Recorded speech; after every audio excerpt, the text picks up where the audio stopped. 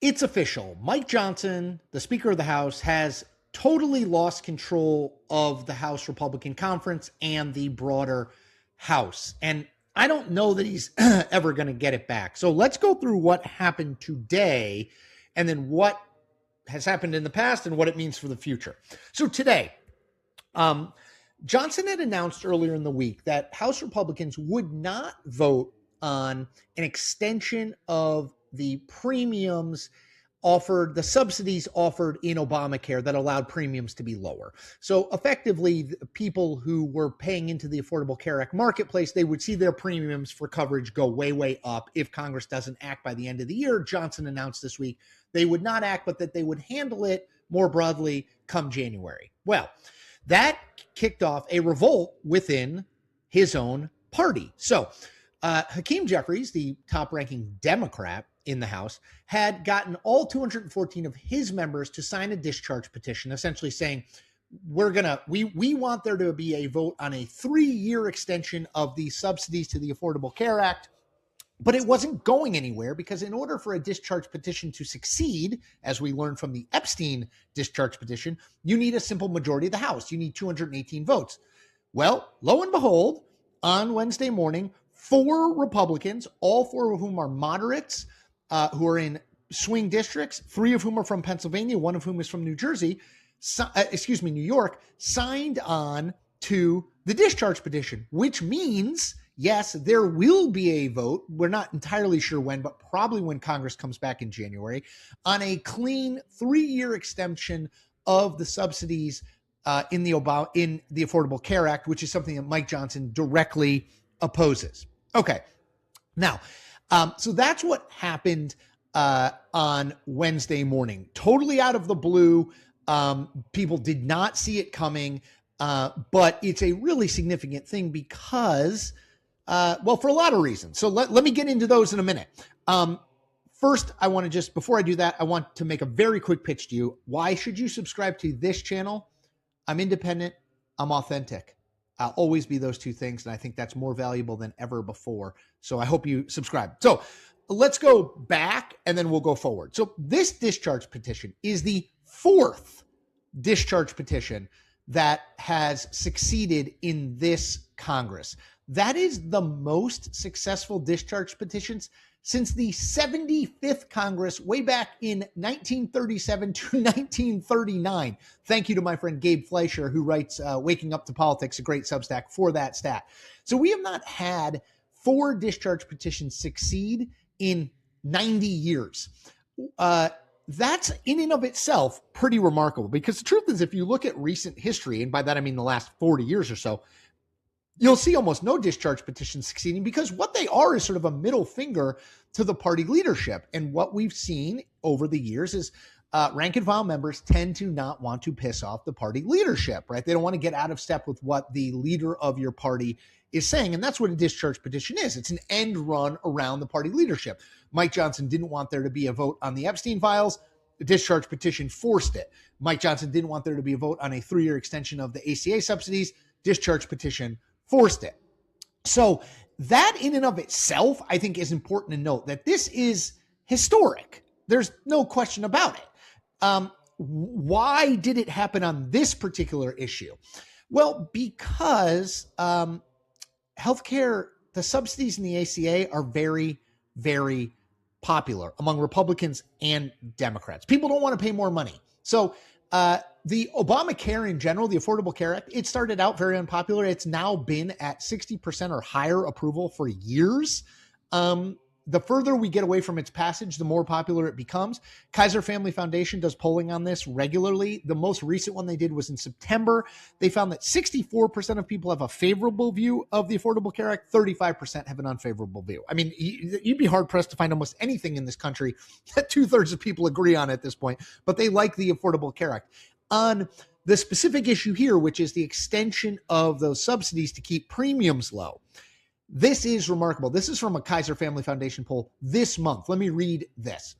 More than 8 in 10, 84% of people who are in the Obamacare marketplace, including nearly all Democrats and about 7 in 10 Republicans, say Congress should extend the tax credits. 7 in 10 Republicans who are in the Obamacare marketplace want Congress to extend the tax credit. So if you are sitting like these 4 Republicans who broke with their party and signed the discharge petition today, if you're sitting in one of these districts, you're like, okay, so the economy isn't going great. Donald Trump isn't particularly popular. He's calling affordability a Democratic hoax. And we're going to go against something that 80% of the public wants, which is extending these subsidies. Like, that's insane. We're not even going to vote on it. So that's, I think, why it came to a head here. But the truth is, as I said, this is the 4th discharge petition that has happened.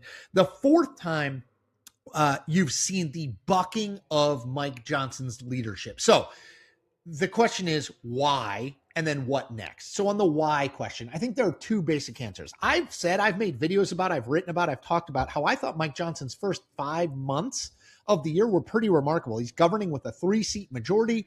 They got the one big beautiful bill passed. He got a measure to keep the government open passed through the House, like things I didn't think he'd be able to do, candidly.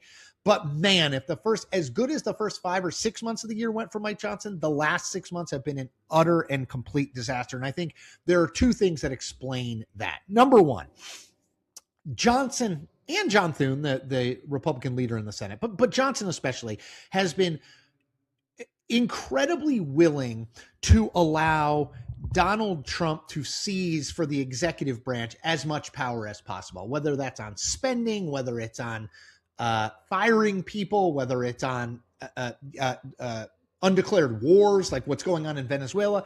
Johnson has largely capitulated to Trump's demands that the executive branch is not a co-equal branch with the legislative branch. It's a superior branch to the legislative branch. And he's been fine with that broadly. And I think that has pissed off a lot of Republican members who are like, we came here to do stuff. We're not doing anything. If we're doing anything, we're rubber stamping stuff Trump wants, but we're really not doing much of anything. So that's part one. I think that's been lingering the whole year and growing as the year went on.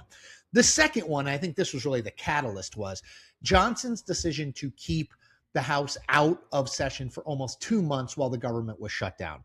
You heard people like Marjorie Taylor Greene, California's Kevin Kiley, other Republicans speak out against this. They thought it was a mistake. Johnson never really offered an explanation for this.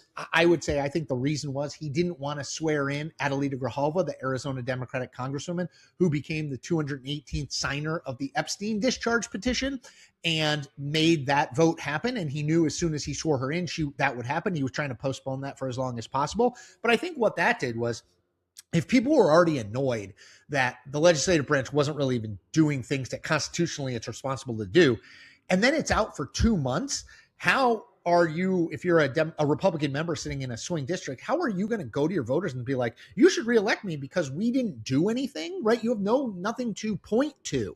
And they put that at the feet of Mike Johnson. So I think it's those 2 big factors explain the why. Now, the what next?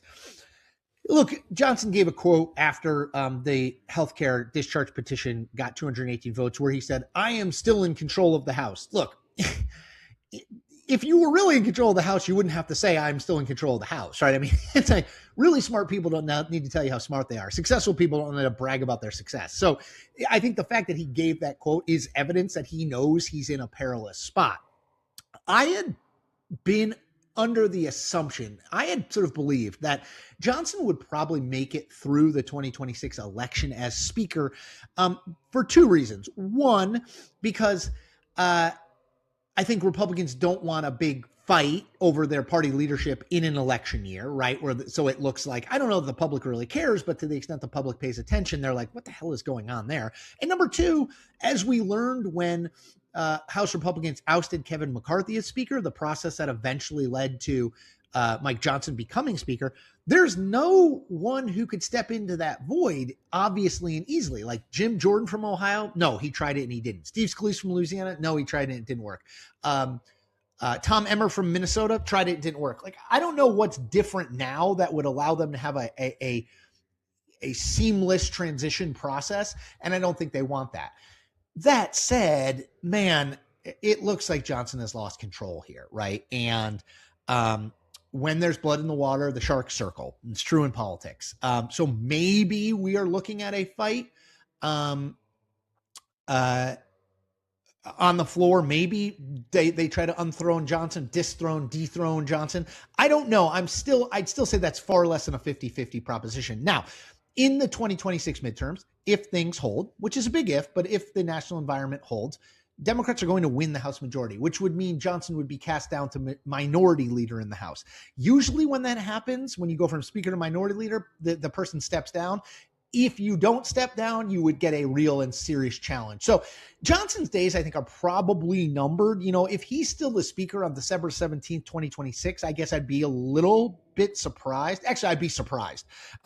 Do I think that he is going to be ousted in the very near future, pre-Christmas? No, I do not. But man, I think there's no debate at this point.